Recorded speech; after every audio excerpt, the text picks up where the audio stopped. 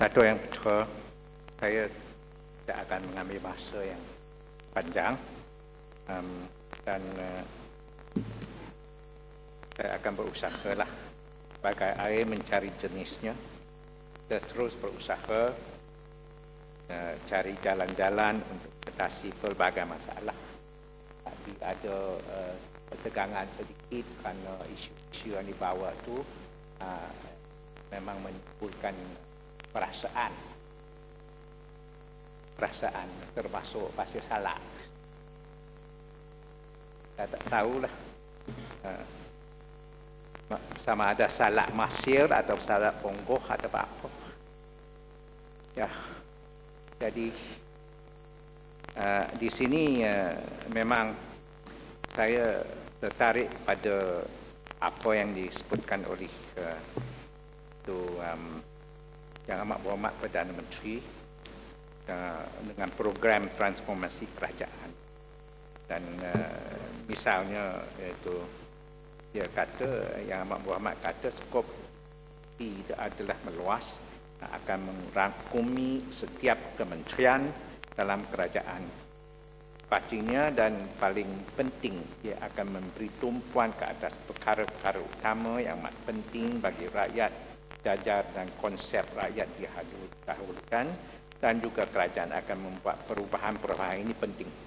Perubahan-perubahan penting demi mendatangkan hasil yang besar dan cepat selaras dan konsep pencapaian diutamakan dan memastikan setiap warga Malaysia sama ada kaya dan miskin, di bandar dan di kampung, berpelajaran dan kurang berpelajaran, berkuasa dan kurang berkuasa akan menikmati hasil pembangunan negara dan sebagainya.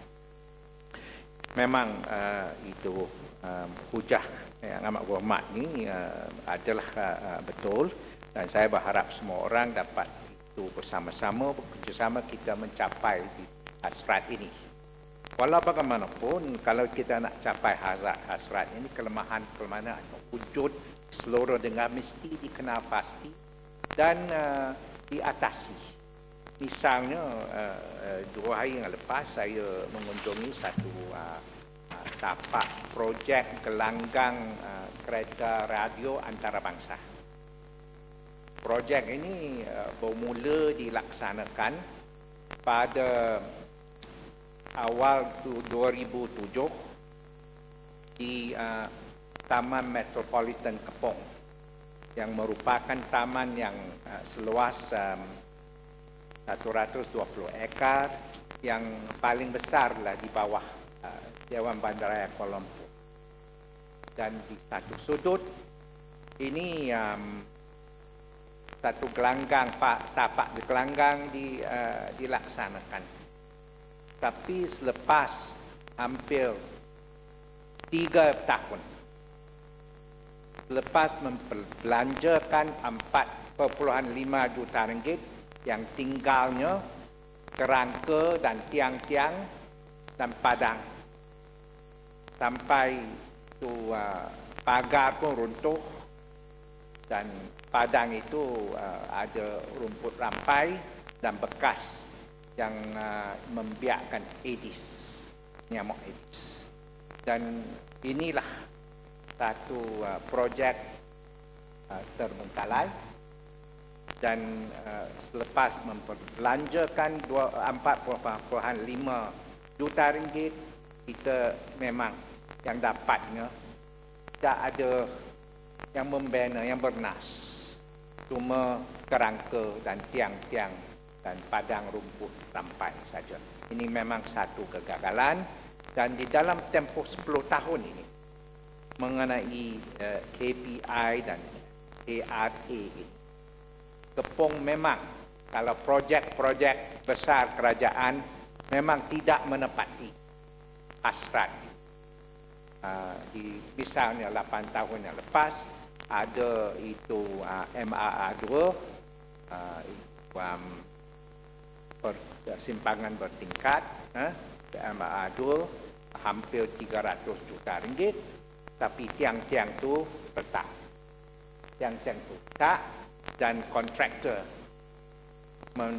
menghadapi masalah. Itu satu projek.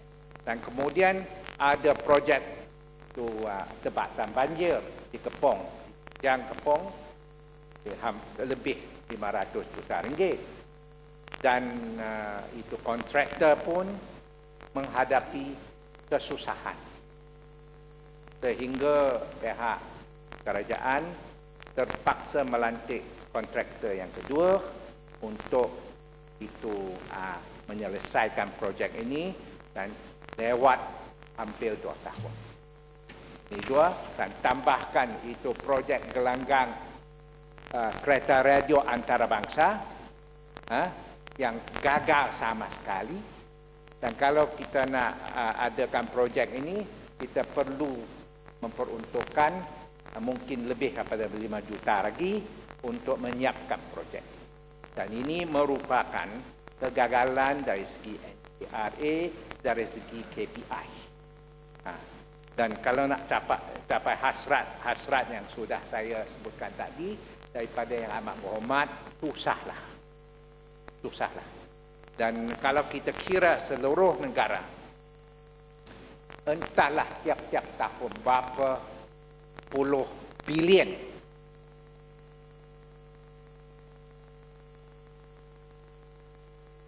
Terima kasih Yang Berhormat Kepong dan juga Tuan Yang Dipertua. Saya nak minta jawapan daripada Yang Berhormat Kepong. Kepong ni satu kawasan, saya pernah duduk dulu, 30 tahun dulu. Saya tak tahulah Yang Berhormat pernah duduk Kepong ke sejak bila pernah duduk Kepong ni. Tapi saya tahu perubahan yang berlaku di Kepong ibarat bumi dengan langit. Dari segi jalan rayanya, dari segi perindustriannya, dari segi perumahannya, mallnya, macam-macam. Dan kalau dibandingkan kemajuan ini, setengah tempat negara luar pun tak ada maju macam ni, seperti Kepong. Dan ini bukan dilaksanakan oleh kerajaan mana-mana, melainkan kerajaan Barisan Nasional. Belum habis lagi, sekejap, bagi Chan.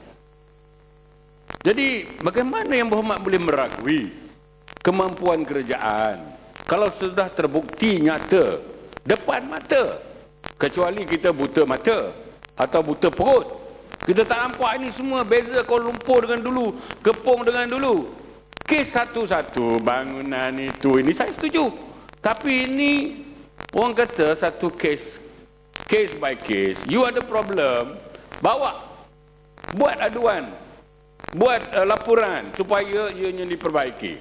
Tetapi untuk mengatakan kerajaan Yang Berhormat Perdana Menteri dengan model ekonomi, model baru ekonominya itu tidak mungkin akan berjaya, ini saya rasa tidak adil kepada Perdana Menteri. Harap dapat penjelasan, terutamanya pembangunan di Kepong.